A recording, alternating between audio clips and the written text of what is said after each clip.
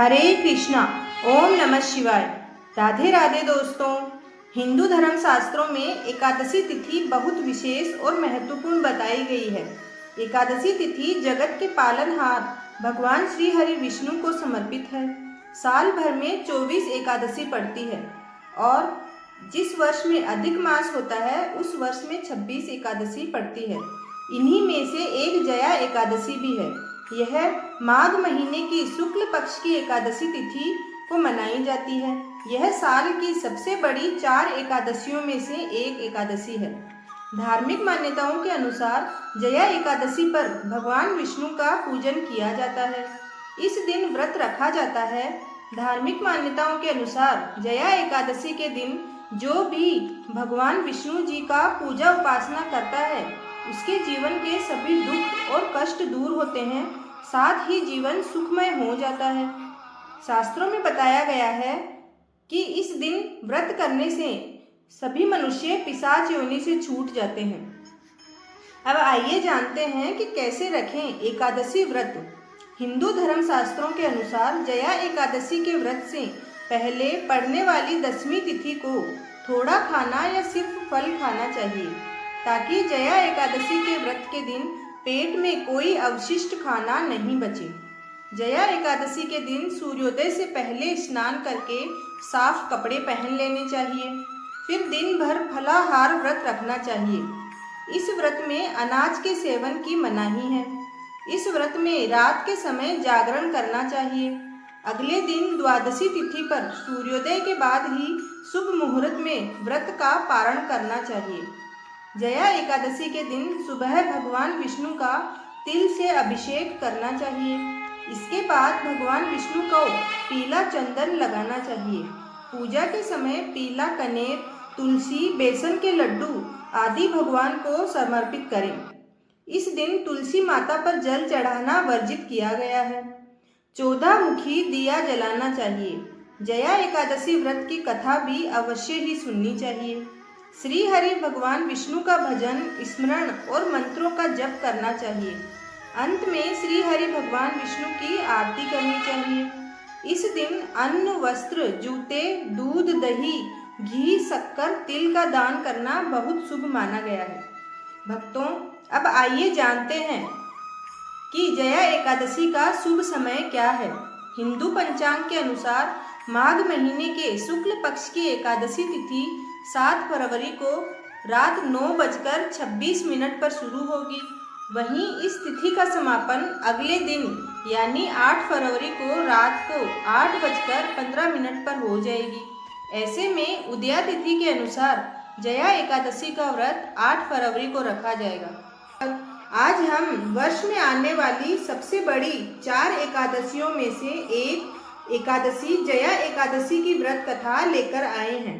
आप ध्यान से सुनिए और इसके महत्व का लाभ उठाइए। श्री कृष्ण भगवान राजा युधिष्ठिर से कहने लगे, हे राजन, इस एकादशी का नाम जया एकादशी है। इसका व्रत करने से मनुष्य ब्रह्म हत्या आदि पापों से छूटकर मोक्ष को प्राप्त होता है तथा इसके प्रभाव से भूत, पिशाच आदि योनियों से मुक्त हो जाता है। इस व्रत को विधि पूर्वक करना चाहिए। अब मैं तुमसे पद्म पुराण में वर्णित इसकी महिमा की एक कथा सुनाता हूँ। एक बार इंद्र की सभा में अप्सराएं नृत्य कर रही थी। सभा में प्रसिद्ध गंधर्व पुष्पवंत, उसकी लड़की पुष्पवती तथा चित्रसेन की स्त्री मालिनी और उसका पुत्र माल्यवान भी थे। उस समय पुष्पवती माल्यवान को देखकर मोहित हो गई और काम का भाव उसके मन में जाग गया। उसके अपने रूप, सौंदर्य, हाव भाव से माल्यवान को कामासक्त कर दिया। पुष्पवती के अद्वितीय रूप के कारण माल्यवान भी कामासक्त हो गया। दोनों कामासक्त होकर यौन क्रियाओं में लिप्त हो गए। उन्हें अलग करने के लिए राजा इंद्र ने दोनों को बुलाकर नाचने का आदेश दिया। इंद्र का आदेश सुनकर दोनों ही नाचने तो लगे, लेकिन कामातुर होने के कारण सही से नृत्य नहीं कर पा रहे थे। इंद्र सब समझ गए और उन्होंने क्रोधित होकर दोनों को श्राप दे दिया कि तुम दोनों स्त्री पुरुष के रूप में मृत्यु लोक में जाकर पिशाच का रूप धारण करो और अपने कर्मों का फल भोगो। इंद्र का ऐसा श्राप सुनकर वे अत्यंत दुखी हुए और हिमालय पर्वत पर दुखपूर्वक अपना जीवन व्यतीत करने लगे। उन्हें गंध, रस तथा स्पर्श आदि का कुछ भी ज्ञान नहीं था। वहां उनको महान दुख मिल रहे थे। उन्हें एक क्षण के लिए भी निद्रा नहीं आती थी। उस जगह अत्यंत शीत था, इससे उनके रोंगटे खड़े रहते और मारे शीत के दांत बजते रहते। एक दिन पिशाच ने अपनी स्त्री से कहा कि पिछले जन्म में हमने ऐसे कौन से पाप किए थे जिससे हमको यह दुखदायी पिशाच योनि प्राप्त हुई है। इस पिशाच योनि से तो नरक के दुख सहना ही उत्तम है। अतः हमें अब किसी प्रकार का पाप नहीं करना चाहिए। इस प्रकार विचार करते हुए वे अपने दिन व्यतीत कर रहे थे। तभी एक दिन अचानक दोनों की भेंट देवर्षि नारद से हो गई। देवर्षि ने उनसे दुख का कारण पूछा तो पिशाच ने यथावत वे संपूर्ण बातें कह सुनाई जिसके कारण पिशाच योनि प्राप्त हुई थी। तब नारद जी ने उन्हें माघ मास के शुक्ल पक्ष की जया एकादशी का संपूर्ण विधि विधान बतलाकर उसे करने के लिए कहा। देव योग से तभी माघ मास में शुक्ल पक्ष की जया नामक एकादशी आई। उस दिन उन्होंने कुछ भी भोजन नहीं किया और न कोई पाप कर्म ही किया, केवल फल फूल खाकर ही दिन व्यतीत किया और सायंकाल के समय महान दुख से पीपल के वृक्ष के नीचे बैठ गए।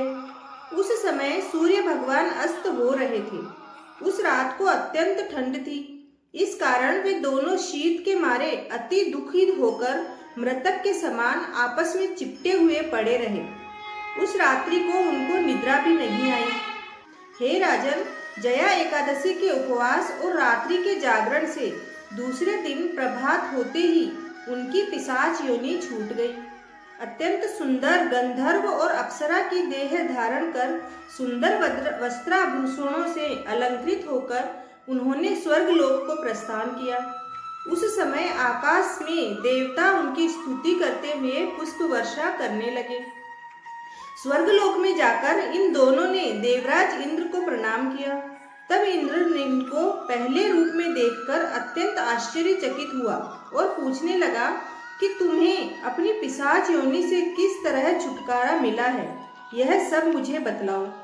माल्यवान बोला कि हे देवेंद्र, भगवान विष्णु की कृपा और जया एकादशी के व्रत के प्रभाव से हमारी पिशाच देह छूटी है। तब इंद्र बोले कि हे माल्यवान, भगवान की कृपा और एकादशी का व्रत करने से न केवल तुम्हारी पिशाच योनि छूट गई, वरन हम लोगों के भी वंदनीय हो गए, क्योंकि विष्णु और शिव के भक्त हम दोनों के लिए वंदनीय हैं। अतः आप धन्य हैं। अब आप पुष्पवती के साथ जाकर विहार करो।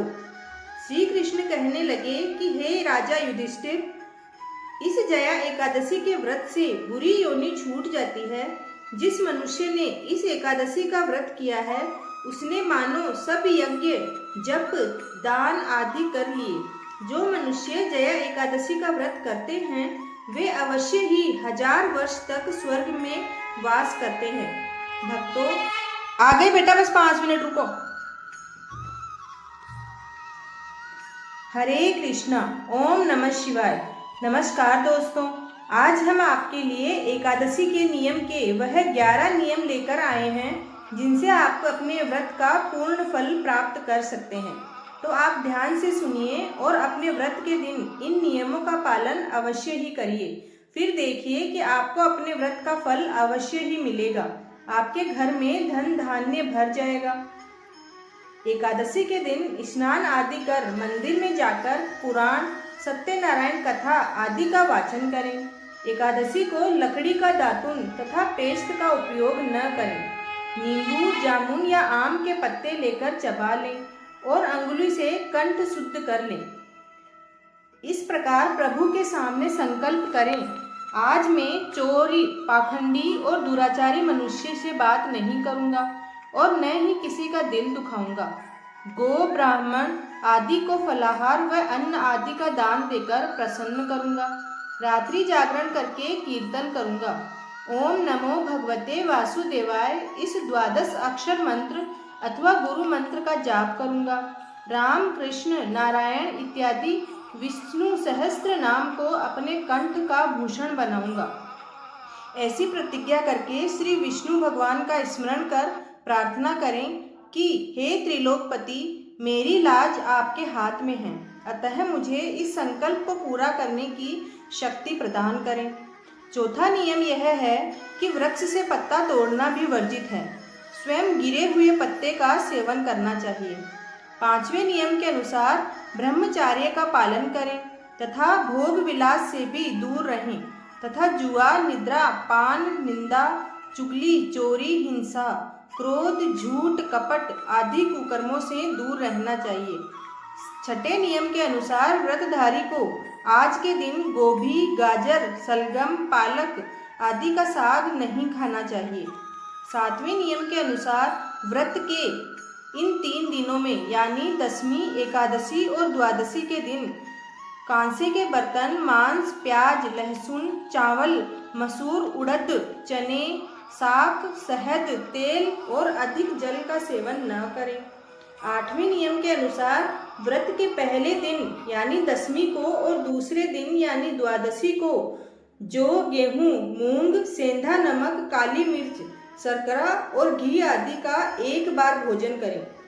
एकादशी के 9वें नियम के अनुसार घर में स्वयं को झाड़ू नहीं लगाना चाहिए, इससे चींटी आदि सूक्ष्म जीवों की मृत्यु का भय रहता है। 10वें नियम के अनुसार इस दिन यथाशक्ति अन्न दान करें, किंतु स्वयं किसी का दिया हुआ अन्न कदापि ग्रहण ना करें।